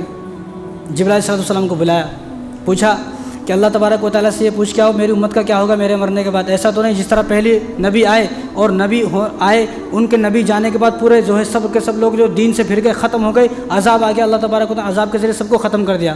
تو جبرائیل صلی اللہ علیہ وسلم گئے، دیکھو آخری وقت میں بھی حضور صلی اللہ علیہ وسلم ہمیں بھولے نہیں۔ تو جب آئے، آ کر انہوں نے بتایا کہ اللہ تعالیٰ فرما رہے ہیں کہ میں آپ کے جانے کے بعد بھی آپ کی امت کو ایسا نہیں چھوڑوں گا، بلکہ ہم ہر وقت اور ہمیشہ آپ کی امت کے ساتھ رہیں گے۔ وَنَحْنُ أَقْرَبُ إِلَيْهِ مِنْ حَبْلِ الْوَرِيدِ، یہ تمہاری رگیں ہیں نا، یہاں پر رگ، گلے کی نگ ہے، ان رگ سے بھی زیادہ قریب اللہ تعالیٰ نے فرمایا کہ میں ان کے قریب ہوں۔ تو اللہ حضور نے فرمایا کہ ٹھیک ہے، جب اللہ تبارک و تعالیٰ نے یہ وعدہ کر لیا ہے، یہ وعدہ اللہ تعالیٰ نے کر لیا ہے کہ میری امت کو نہیں چھوڑیں گے، ٹھیک ہے میں بھی تیار ہوں۔ تو آپ صلی اللہ علیہ وسلم کی روح کو قبض کر لیا گیا، اور حضور صلی اللہ علیہ وسلم کے جو آخری الفاظ ہے، حضور صلی اللہ علیہ وسلم، یہ الفاظ ہم صحیح سلامت نہیں کر رہے ہیں، اور حضور صلی اللہ علیہ وسلم کے الفاظ دیکھو آپ، حضور صلی اللہ علیہ وسلم کی جو وفات ہونے والی ہے تو حضور نے فرمایا کہ اللہم اغفر لی، اللہم اغفر لی وارحمنی والحقنی بالرفیق الاعلیٰ، یا اللہ میری مغفرت فرما، یا اللہ مجھ پر رحم فرما، یا اللہ مجھے رفیق اعلیٰ سے ملا دے۔ رفیق اعلیٰ بولے تو جو نبی، تمام نبی اس دنیا سے چلے گئے مجھے ان سے ملا دو۔ آج ہم زندہ رہتے ہوئے اچھے خاصے بھی یہ دعا کرنے تیار نہیں ہے اللہ میری مغفرت فرما۔ کیوں؟ کیونکہ میں سوچتا ہوں ارے میں تو بخشا ہوں، جنت میرے واسطے بنائے نا بھائی، جنت کی چابی میرے جیب میں ہے۔ ہم لوگ یہ سوچتے ہیں، اور حضور کا یہ حال ہے، حضور فرمائے اللہم اغفر لی وارحمنی والحقنی بالرفیق الاعلیٰ، یا اللہ میری مغفرت فرما، مجھ پر رحم فرما اور مجھے جلد سے جلد رفیق اعلیٰ سے ملا دے۔ اور یہاں پر حضور صلی اللہ علیہ وسلم کی جو ہے روح قبض کر لی گئی اور حضور صلی اللہ علیہ وسلم وفات پا چکے، انا للہ و انا الیہ راجعون۔ تو اس کے بعد اب حضور صلی اللہ علیہ وسلم وفات پا گئے، لیکن اس کے بعد مسئلہ یہ کھڑا ہوا کہ حضور صلی اللہ علیہ وسلم کو کفن کون دے، ان کو غسل کون دے، اور ان کے نماز جنازہ کس طرح ہو۔ تو حضور صلی اللہ علیہ وسلم کا جب وفات ہوئی تو حضور صلی اللہ علیہ وسلم اس وقت 63 سال 4 دن اور 6 گھنٹے کے تھے۔ آپ کی جو عمر مبارک ہے وہ 63 سال 4 دن اور 6 گھنٹے کی آپ صلی اللہ علیہ وسلم کی عمر مبارک ہے۔ تو حضور صلی اللہ علیہ وسلم جب وفات پا گئے تو عائشہ نے اپنے ابا جان کو بلایا، ابوبکر کو، تو ابوبکر صدیق رضی اللہ تعالیٰ آئے تو حضور صلی اللہ علیہ وسلم کے یہاں پر بوسہ دیا، داڑھی پر بوسہ دیا، گالوں پر بوسہ دیا اور بہت زیادہ رونے لگے۔ اس کے بعد عمر رضی اللہ تعالیٰ نے تلوار نکال لی، یعنی جب آدمی کسی سے محبت کرتا ہے نا اور اس کے بارے میں کوئی بولے کہ اس کی وفات ہو گئی تو وہ یقین نہیں کرتا ہے، بھائی ایسا کیسا ہو جائے گا، ایسا نہیں ہو سکتا۔ تو عمر رضی اللہ تعالیٰ نے تلوار نکال لی کہ اگر کسی نے یہ کہا کہ میرے نبی کی وفات ہو چکی ہے میں اس کو جو ہے گردن کو اڑا دوں گا۔ تو ابوبکر صدیق رضی اللہ تعالیٰ نے جب دیکھا کہ ابوبکر صدیق رضی اللہ، عمر رضی اللہ تعالیٰ جب زیادہ ہی جو ہے بالکل آپے سے باہر ہونے والے ہیں تو انہوں نے ایک آیت تلاوت فرمائی، وما محمد الا رسول قد خلت من قبلہ الرسل افإن مات أو قتل انقلبتم على أعقابكم، کہ محمد صلی اللہ علیہ وسلم تو ہمارے بندے ہیں، ہمارے رسول ہیں، ہماری طرف سے بھیجے ہوئے تمہارے ایک نبی ہے، اگر ان کی وفات ہو جاتی ہے یا وہ شہید ہو جاتے ہیں تو اس کا مطلب یہ نہیں ہے تم عبادت کرنا چھوڑ دو گے، عبادت تو تم صرف اللہ تبارک و تعالیٰ کی کرتے ہو، فلن یضر اللہ شیئا، اگر تم عبادت کرنا چھوڑ دو گے تو اللہ تبارک و تعالیٰ کا کچھ نہیں بگاڑ سکتے۔ اس لیے ابوبکر صدیق رضی اللہ عنہ فرمایا کہ ہم عبادت اللہ تعالیٰ کی کرتے تھے، جو عبادت حضور کی کرتا تھا، حضور تو وفات پا چکے ہیں، ہمیں عبادت اللہ تبارک و تعالیٰ کی کرنا ہے اور اللہ تبارک و تعالیٰ کی عبادت کرتے آئے ہیں۔ حضور صلی اللہ علیہ وسلم وفات پا چکے ہیں، وہ صرف محض اللہ تبارک و تعالیٰ کے نبی تھے جو اللہ نے بھیجا ہے، وہ وفات پا چکے ہیں۔ تو ابوبکر صدیق عمر رضی اللہ تعالیٰ نے فوراً تلوار کو پھینک دیا، انہوں نے کہا کہ اب میرے دل کو سکون ہوا ہے، اب مجھے یقین ہوا ہے کہ حضور کا جو ہے انتقال ہو چکا ہے۔ اس کے بعد عبداللہ بن زید رضی اللہ تعالیٰ عنہ، انہوں نے جب سنا میرے نبی کی وفات ہو چکی ہے تو انہوں نے اللہ تعالیٰ سے دعا کی، اللہ میں نے تو قسم کھائی ہوئی تھی نا کہ میں جب بھی دیکھوں گا حضور کے دیکھوں گا، اب جب حضور نہیں ہے میں ان آنکھوں سے کیا دیکھوں گا، مجھے ان آنکھوں سے دیکھنا ہی نہیں، اور اللہ تبارک و تعالیٰ سے دعا کی اللہ میرے بینائی کو لے لے، تو فوراً ان کی بینائی ختم ہو گئی۔ اسی طرح ایک صحابی تھے عبداللہ بن انیس رضی اللہ تعالیٰ عنہ، وہ تو جب انہوں نے خبر سنی حضور کی وفات ہو چکی ہے تو وہ تو تاب نہیں لا سکے، وہ برداشت نہیں کر سکتے، فوراً ان کی جان نکل گئی۔ اور حضور صلی اللہ علیہ وسلم دفن کے بعد ایک عورت حضور صلی اللہ علیہ وسلم کی قبر مبارک پہ آئی، حضرت عائشہ سے کہا کہ مجھے حضور صلی اللہ علیہ وسلم کی قبر مبارک ذرا دیدار کراؤ نا۔ جب وہ حضور صلی اللہ علیہ وسلم کی قبر مبارک پائی، قبر کو دیکھا، چیخ نکلے اور مر گئی۔ یہ تھا عشق۔ آج ہم تو جھوٹے عشق کے نعرے لگا رہے ہیں، جلوس میں جانے تیار ہیں، مسجدوں میں آنے تیار نہیں ہے، یہ ہمارا حال ہے، جھوٹے دعوے ہمارے۔ اس کے بعد جو مدینے کے بچے تھے نا، 24 گھنٹے تک تو مدینے کے جو بچوں نے دودھ نہیں پیا، ہر گھر میں بچے رو رہے، انس رضی اللہ تعالیٰ ہر گلی سے جا رہے، پوچھ رہے بچے کیوں رو رہے ہیں، ان کو دودھ پلاؤ، کیا ہو گیا ہے؟ تو بچوں کو دودھ پلا رہے، بچے دودھ نہیں پی رہے۔ تو معلوم یہ ہوا کہ حضور صلی اللہ علیہ وسلم کی وفات ہو گئی ہے، وفات کے 24 گھنٹے کے بعد تک کسی بچے نے مدینے کے اندر دودھ نہیں پیا ہے۔ اس کے بعد حضور صلی اللہ علیہ وسلم کے ایک گدھا تھا جس کا نام تھا یافور، تو وہ گدھا جب حضور صلی اللہ علیہ وسلم کی وفات کے بارے میں اس کو معلوم ہونا، پاگل ہو گیا۔ وہ جب پاگل ہو گیا، بھاگنا ہر وقت بھاگتا تو بھاگتے جب اس کو چین نہیں ملا تو ایک کنویں کے اندر کود گیا، کنویں کے اندر کود کے اپنی جان دے دی۔ حضور صلی اللہ علیہ وسلم کی ایک اونٹنی تھی جس کا نام تھا شہبہ، جب اس کو معلوم ہے کہ حضور صلی اللہ علیہ وسلم کی وفات ہو گئی ہے تو اس نے کھانا پینا چھوڑ دیا۔ صحابہ کھلا رہے ہیں نہیں کھاتی، 3 دن ہو گئے، 3 دن کے بعد جب 3 دن تک کچھ بھی نہ کھا، اسی طرح مر گئی وہ۔ یہ تھے دیوانے، یعنی حضور صلی اللہ علیہ وسلم کے جانور بھی دیوانے ہیں۔ یہ بہت ساری باتیں ہیں، اب بتائے تو اتنا وقت نہیں ہوتا، وقت ہو گیا ہے۔ حضرت فاطمہ رضی اللہ تعالیٰ عنہا 6 مہینے تک کبھی ہنسی نہیں، کسی صحابہ نے جب تک ان کی وفات ہوئی مسکراتے بھی نہیں دیکھا، مسکرائے بھی نہیں کہ میرے نبی، میرا والد صاحب میرے والد صاحب کی وفات ہو چکی ہے، 6 مہینے تک مسکرائے بھی نہیں۔ اسی طرح تمام صحابہ جو تھے نا، کسی نے کسی صحابہ کو 6 مہینے تک مسکراتے ہوئے بھی نہیں دیکھا، ہنسنے کی تو دور کی بات ہے، اتنا غم تھا ان کے اوپر۔ اور اس کے بعد باتیں تو بہت ساری ہیں۔ اس کے بعد حضور صلی اللہ علیہ وسلم کا دفن کا مسئلہ آیا کہ حضور صلی اللہ علیہ وسلم کو کہاں دفن کرے، حضور صلی اللہ علیہ وسلم دفن کہاں کرے؟ تو بعض صحابہ نے کہا کہ نبی جو آتے نا وہ فلسطین کے اندر ملک شام کے اندر آئے ہیں، تو حضور صلی اللہ علیہ وسلم کو ملک شام کے اندر لے کے جاؤ، وہیں دفن کرے۔ تو ترمذی کی روایت ہے۔ تو ایک صحابی نے کہا، صحابی کا نام نہیں ہے، تو ایک صحابی نے کہا کہ میں نے حضور صلی اللہ علیہ وسلم سے سنا ہے جہاں نبی کی وفات ہوتی ہے وہیں نبی کو دفن کیا جاتا ہے، لہذا جو حضور صلی اللہ علیہ وسلم کی جو وفات ہوئی ہے نا وہ حضرت عائشہ رضی اللہ تعالیٰ عنہ کے حجرے میں ہوئی ہے، اس لیے ان کو حضرت عائشہ کے حجرے میں ہی دفن کیا جائے۔ ٹھیک ہے، مسئلہ حل ہو گیا۔ اب حضور صلی اللہ علیہ وسلم کو غسل دینا ہے تو غسل دینے کے لیے کپڑے اتارے جائیں نہیں اتارے جائیں؟ آج تک کسی صحابی نے حضور صلی اللہ علیہ وسلم کو بغیر کپڑے کو دیکھا نہیں۔ آج تو ہم لوگ کچھا بلیان لے کے پورا پھر رہے ہیں، اپنی بیٹی کے سامنے پھر رہے ہیں، بہوؤں کے سامنے پھر رہے ہیں، کچھا بلیان میں پورا گلی ناپ رہے ہیں، کچھا بلیان میں یہ ہمارا حال ہے۔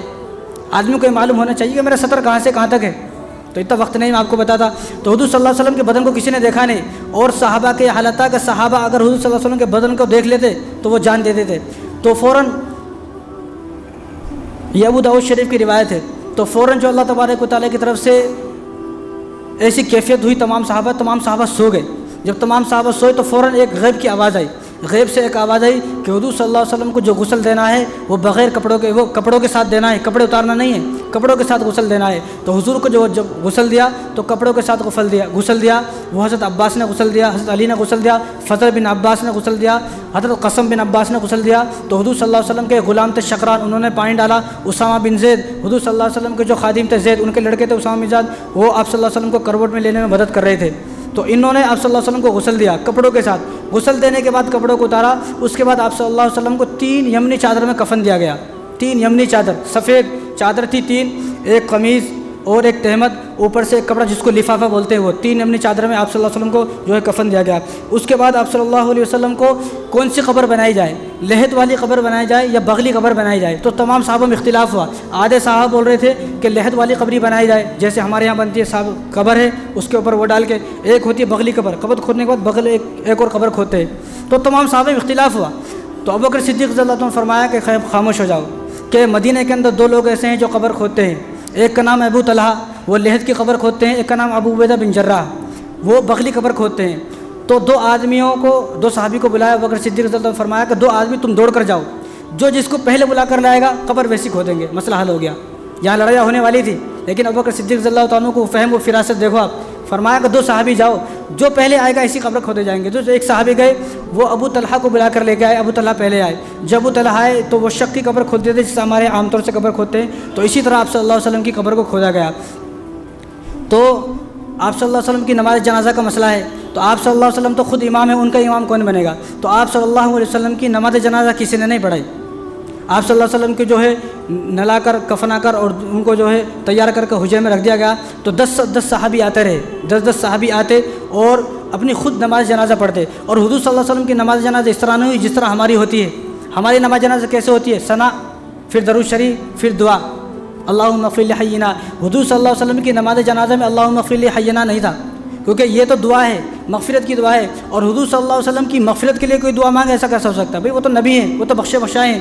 تو حضور صلی اللہ علیہ وسلم کی جو نماز جنازہ ہوئی ہے، اللہ اکبر، صرف درود پڑھا، بس اتنا ہی، اللہ اکبر، صرف درود، اللہم صلی علی محمد وعلی آلہ، جو پڑھتے ہیں بس یہ درود پڑھا اور سلام پھیرے، بس اتنا۔ تو حضور صلی اللہ علیہ وسلم 3 دن تک، حضور صلی اللہ علیہ وسلم کی وفات جو ہوئی ہے نا، وہ پیر کے دن صبح کے 10 ساڑھے 10 بجے کے قریب ہوئی ہے، پیر کے دن۔ اور اس کے بعد پیر کے دن حضور صلی اللہ علیہ وسلم کے جو ہے نماز جنازہ صحابہ پڑھتے رہے، 30,000 صحابہ نے نماز جنازہ پڑھی حضور صلی اللہ علیہ وسلم کی، 3 دن لگے نماز جنازہ پڑھنے میں۔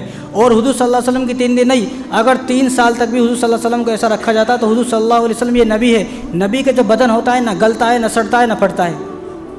اور حضور صلی اللہ علیہ وسلم کے وفات ہونے کے بعد ایسی عجیب سی خوشبو پورے مدینہ میں پھیل گئی، لوگ حیران تھے یہ خوشبو کہاں سے آ رہی ہے، یہ کیسی خوشبو ہے؟ تو حضور صلی اللہ علیہ وسلم کو 10 لوگوں نے اور نماز جنازہ ادا کی۔ اور بدھ کے دن رات میں حضور صلی اللہ علیہ وسلم کو جو ہے دفن کیا گیا۔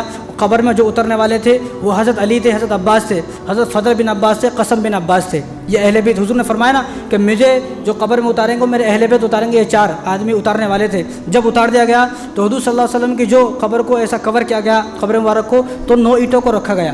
اس لیے صحابہ فرماتے تھے، ہر صحابہ یہ فرماتے تھے جب میرا انتقال ہو جائے تو میری قبر کے اوپر 9 اینٹیں رکھی جائے، بس زیادہ نہیں، 9 اینٹیں رکھی جائے، نہ کم نہ زیادہ۔ اسی طرح جب حضور صلی اللہ علیہ وسلم کو قبر مبارک کے اندر اتار دیا گیا تو مغیرہ بن شعبہ رضی اللہ عنہ ایک صحابی ہیں، تو وہ رو رہے تھے حضور کو دیکھتے ہوئے، رو رہے تھے۔ تو انہوں نے کیا کام کیا، انہوں نے انگوٹھی پہنی ہوئی تھی، انگوٹھی کو لیا اور قبر کے اندر چپکے سے پھینک دیا، کیونکہ حضور کا فرمان تھا نا کہ میری قبر کے اندر جو اتریں گے اہل بیت اتریں گے اور کوئی بھی نہیں اترے گا۔ تو انہوں نے اپنی انگوٹھی کو لیا اور پھینک دیا۔ تو علی سے کہا، علی میری جو ہے انگوٹھی ہے وہ قبر کے اندر گر گئی، میں نکال لوں کیا؟ تو حضرت علی نے کہا کہ نکال لو. تو وہ جب قبر کے اندر اترے تو انگوٹھی تو بہانا تھا ایک، انگوٹھی کو تو چھوڑا، انگوٹھی کو نہیں، بلکہ حضور صلی اللہ علیہ وسلم کے جسم مبارک پر لیٹ گئے اور اتنا رو کہ تمام صحابہ کو رلا دیا. تو یہ وہ آخری صحابی ہیں کہ جن کا جو جسم ہے نا وہ حضور صلی اللہ علیہ وسلم کے جسم سے ٹچ ہوا ہے. تو حضور صلی اللہ علیہ وسلم کو جمعرات کے دن، وہ بدھ کے دن رات میں دفن کیا گیا. باتیں بہت ساری ہیں. حضور صلی اللہ علیہ وسلم جو آپ صلی اللہ علیہ وسلم کے جو غلام تھے ان کا نام شقران تھا. انہوں نے آپ صلی اللہ علیہ وسلم کے قبر میں لٹانے سے پہلے ایک چادر کو بچھایا، اس کے بعد اس کے اوپر آپ صلی اللہ علیہ وسلم کو جو ہے لٹایا گیا. تو یہ آپ صلی اللہ علیہ وسلم کی وفات ہے. 12 ربیع الاول کا مہینہ آتا ہے تو ہم لوگ جو ہے نا صرف ولادت کو یاد رکھتے ہیں کیونکہ ہمیں کھانا پینا ہے، جلوس نکالنا ہے، لیکن وفات کو بھول جاتے ہیں. یہ تو میں نے بات شارٹ میں بتائی ہے، مختصر بتائی ہے، ورنہ حضور صلی اللہ علیہ وسلم کی وفات کی بات تو وہ ہے کہ جب یہ ہم سنتے ہیں اور پڑھتے ہیں کوئی آدمی ایسا نہیں ہو سکتا جس کی آنکھوں میں آنسو نہ آئے. یہ وہ حضور صلی اللہ علیہ وسلم ہے جن کی جو 12 ربیع الاول کی وفات بھی ہوئی اور 12 ربیع الاول کے دن آپ پیدا بھی ہوئے. اس کے بعد آپ صلی اللہ علیہ وسلم کی جو وفات ہوئی نا وہ 10 بجے ہوئی دن میں پیر کے دن، اور اس کے بعد ظہر کی نماز تھی، اور ظہر کی نماز کے لیے اذان کو دیتے تھے حضرت بلال. تو ابوبکر صدیق رضی اللہ عنہ اعلان کرا، ابے ابوبکر بلال کہاں ہیں؟ نہیں دکھ رہے، بلال کہاں ہیں؟ تو بلال کو سارے مدینے کے اندر تلاش کیا گیا، وہ کہاں ہے؟ تو وہ مسجد نبوی کے پیچھے جو ہے چھپ کر رو رہے تھے. تو ان کو بلایا کہ اذان دو. انہوں نے کہا کہ حضور صلی اللہ علیہ وسلم چلے گئے، میں یتیم ہو چکا ہوں، اب میں اذان نہیں دوں گا. حضور تھے تو میں اذان دیتا تھا، اب میں اذان نہیں دوں گا. تو ابوبکر صدیق رضی اللہ تعالیٰ عنہ بھی بڑا ہوشیار تھے. کہا اگر تو اذان نہیں دے گا تو میں نماز بھی نہیں پڑھاؤں گا. تو اذان دے گا تو نماز ہوگی، اگر تو اذان دے گا تو نماز ہی نہیں ہوگی. پھر انہوں نے اذان دی. جب انہوں نے اذان دی تو اذان کے درمیان ہی 11 مرتبہ بے ہوش ہوئے حضرت بلال. 11 مرتبہ بے ہوش ہوئے. آج اذان ہو رہی ہے، ہمیں کچھ کیا کرنا ہے؟ ہمارے واسطے نہیں ہو رہی بھائی، وہ اس کے واسطے ہو رہی ہے، فلاں کے واسطے، میرے واسطے. یہ ہے ہمارا حال ہے. بلال رضی اللہ تعالیٰ عنہ اذان کے اندر 11 مرتبہ بے ہوش ہوئے. اس کے بعد مدینہ چھوڑ کر چلے گئے. جب بھی اذان دیتے تھے بے ہوش، جب بھی اذان دیتے تھے بے ہوش. اس کے بعد اجازت لی ابوبکر صدیق اور ملک شام چلے گئے. وہیں پر رہے، کبھی نہیں آئے. ایک مرتبہ آئے، وہ جب حضرت بلال رضی اللہ عنہ کے بارے میں بتاؤں گا، ان کی سیرت کے بارے میں جب بتاؤں گا. تو حضور صلی اللہ علیہ وسلم کی وفات ہے. حضور صلی اللہ علیہ وسلم کس طرح وفات ہوئی تو ہم لوگ بھول گئے. اور دیوالی کے دن ہم لوگوں نے حضور صلی اللہ علیہ وسلم کو بھی بلا دیا. مسلمانوں نے جتنے دیوالی کے اندر پٹاخے بجائے ہیں، غیر مسلم بھی بیچارہ اتنا پٹاخے نہیں بجاتا. میں نے ایک بچے سے اسی ہفتے کے اندر ملا، میں ممبر پہ بیٹھا ہوں، جھوٹ نہیں بول رہا ہوں میں نے اس بچے سے پوچھا تو اس بچے نے کہا کہ میرے والد صاحب 5000 روپے کے پٹاخے لائے. کتنے؟ 5000 کے پٹاخے لائے. میں سنا تو میرے آنکھوں سے آنسو نکل گئی. وہ مسلمان جو اپنی مسجد میں 5 روپے دینے تیار نہیں ہے، وہ مسلمان جن کی قبرستان ٹوٹے ہوئے ہیں، قبرستان کی دیواریں نہیں ہے، کتے قبرستان میں جا کے پیشاب کر رہے ہیں. ہمارے قبرستانوں کی فکر نہیں ہے، ہمارے کو مدرسوں کی فکر نہیں ہے، مدرسے والے بیچارے بھیک مانگ رہے ہیں، ان کی فکر نہیں ہے. اور اپنے پٹاخے یہ حالانکہ یہ تو غیروں کا مشابہ ہے نا بھائی، غیروں کا مشابہ. اور حضور نے فرمایا من تشبہ بقوم فہو منہم، جو جس قوم کی طرز پہ اپنی زندگی کو گزارے گا قیامت کے دن بھی اس کا حشر انہی کے ساتھ ہوگا. تو مسلمانوں نے اتنے پٹاخے بجائے ہیں. آج مسلمان اپنے امام کو 100 روپے دینے تیار نہیں ہے. جب 100 روپے دینے کی باری آتی ہے اس کا دل نکل کے باہر آ جاتا ہے. ایسا نہ ہو میرے 100 روپے چلے جائے. ایک مسلمان قبرستان میں پیسہ خرچہ کرنے کے تیار نہیں ہے، اپنے امام پہ پیسہ خرچہ کرنے کے تیار نہیں ہے، مسجد پہ پیسہ خرچہ کرنے کے تیار نہیں ہے. مسجد میں اگر فین خراب ہو گیا تو مہینے ہوتے فین خراب ہوئی، ہمارے کو نہیں بنانے کا ہے. پٹاخوں کے لیے پیسے ہیں. یہ مسلمان تو ایسا ہے کہ پٹاخے جب دیوالی آتی ہے تو پٹاخے والا بن جاتا ہے، ہولی آتی ہے تو رنگ والا بن جاتا ہے، سنسکرانتی آتی ہے تو پتنگ والا بن جاتا ہے. بھائی ایسے مسلمان کی ضرورت نہیں ہے. ایسے مسلمان آدمی نماز پڑھتا ہے تو اللہ تبارک و تعالیٰ اس کی نمازوں کو اس کے منہ پر مار دیتے ہیں. بھائی تیری ضرورت نہیں ہے. مسلمان پہلے میں تو یہ بولتا ہوں ایک طرفہ معاملہ فیصلہ کر لے، بھائی میں مسلمان ہوں یا غیر ہوں. پہلے بیٹھ کے ایک دن فیصلہ کر لے میں کیا ہوں. جب فیصلہ ہو جائے اس کے بعد ڈبل رول نہیں چلے گا بھائی، ڈبل رول نہیں چلتا بھائی. 2 چہرے نے ایک چہرہ ہونا. ایک چہرہ والا مسلمان اللہ تعالیٰ کو پسند ہے. تو مسلمانوں نے دیوالی پر جتنے پٹاخے بجائے ہیں، ایک آدمی تو یہاں آتا اور ایک دن مجھے کہنے لگا مول صاحب میری جو ہے سبحان مسجد ممبر پہ بیٹھا ہوں، میں جھوٹ بول رہا ہوں تو اللہ تعالیٰ کی رحمت مجھ سے اڑ جائے گی. مجھ سے ایک دن اس نے کہا کہ مول صاحب میری جو ہے سبحان ربی الاعلیٰ 3 مرتبہ نہیں ہوئی، ایک ہی مرتبہ ہوئی، آپ اٹھ گئے. میں بولا بھائی پہلی بات تو تمہیں سبحان ربی الاعلیٰ کا مسئلے سے نہیں معلوم. جو مجھے اتنی بڑی بات بتا رہا اس کو اس کے اسٹیٹس پر میں نے دیکھا وہ پٹاخے بجا رہا تھا، اس کے اسٹیٹس پر پٹاخے بجا میں ڈانس کر رہا تھا. یہ میں نے خود اپنی آنکھوں سے دیکھا ہے منظر. ایسے آدمی جو یہاں آتے ہیں اور 4-5 سوال ایسے لے کے آتے ہیں، میں امام صاحب سے ایسے سوال کروں انہیں ہمارے سوال میں الجھ کے رہ جائے، ہمارے سوال کا جواب ہی نہ دے سکے، پھر اس کو بدنام کر دے. اور بھائی پہلے اپنے اعمالوں کو سدھارو، دوسروں پہ چھوڑو. یہ پٹاخے بجا رہے دیوالی میں من تشبہ بقوم فہو منہم، جو جس قوم کی طرح اپنی زندگی کو گزارے گا قیامت کے دن انہی کے ساتھ ہوگا. اب آپ فیصلہ کر لیں کس کی طرح، ایک طرفہ ہو جائے، یا تو آپ مسلمان ہو جائے یا غیر مسلم ہو جائے. تو پٹاخے میں جو بھائی ہمارا بچہ نہیں مانتا، کیوں نہیں مانتا بچہ؟ بھائی ایسے بچوں گھر سے باہر نکالیں، کیوں نہیں مانتا؟ بچے والد صاحب خود لے کے جا رہے ہیں. ایک آدمی تو یہاں سے جا رہا تھا تھیلے میں پٹاخے لے کر، جب میں نماز کو جا رہا تو دبکانے لگا. بھائی مجھ سے کیا چھپا رہے، مجھ سے کیا چھپا رہے پٹاخے؟ بھائی امام صاحب کو دینے کے آپ کو 100 روپے نہیں ہے، زندگی میں کبھی ایسے لوگ ہیں اپنے امام صاحب کے ہاتھ پر 100 روپے نہیں رکھے، وہ لوگ پٹاخے چلانے کے لیے ان کے پاس پیسے ہیں، سب چیز کے پیسے ہیں۔ اور بھائی ہمیں پہلے فیصلہ کرنا ہے میں کس طرف ہوں، مسلمان ہوں کہ نہیں ہوں۔ اگر مسلمان ہے تو اس طرح زندگی گزارے جس طرح حضور صلی اللہ علیہ وسلم نے بتایا ہے۔ حضور صلی اللہ علیہ وسلم جب مکے سے مدینہ ہجرت کر کے آئے تو مدینہ میں ایک دن تمام جو صحابہ تھے اور ان کے ساتھ تھے تو وہ خوشیاں مناتے تھے۔ حضور نے فرمایا خوشیاں کیوں منا رہے ہو؟ تو انہوں نے کہا کہ ہم اس دن ہمارا کھیل کود کا دن ہے، ہم کھیل کود مناتے ہیں۔ تو حضور نے ہمارا فرمایا نہیں، تمہیں جب اللہ تبارک و تعالیٰ نے عید اور بقرہ عید دے دی ہیں اب تمہیں اجازت نہیں ہے تم دوسرا دن مناؤ، تم صرف عید بقرہ عید مناؤ اور کوئی دن نہیں مناؤ۔ جب وہاں آئے تو یہودی ایک روزہ رکھتے تھے، حضور نے فرمایا 2 روزے رکھو، ایک روزہ نہیں رکھنا ہے۔ تو یہ وہ سب باتیں ہیں جو ہمیں دیکھنا ہے، پہلے ہم بیٹھ کے فیصلہ کر لیں میں ہوں کیا۔ اگر میں غیر مسلم ہوں، ہندو ہوں، بھائی کچھ بھی کر ہمیں کیا کرنے کا ہے۔ اگر آپ یہ بولتے ہو مسلمان ہو، پھر ہمارا آپ سے سوال قیامت تک رہے گا۔ اللہ تعالی ہم سب کو ان باتوں پر عمل کرنے کی توفیق عطا فرمائے۔ وما علینا الا البلاغ۔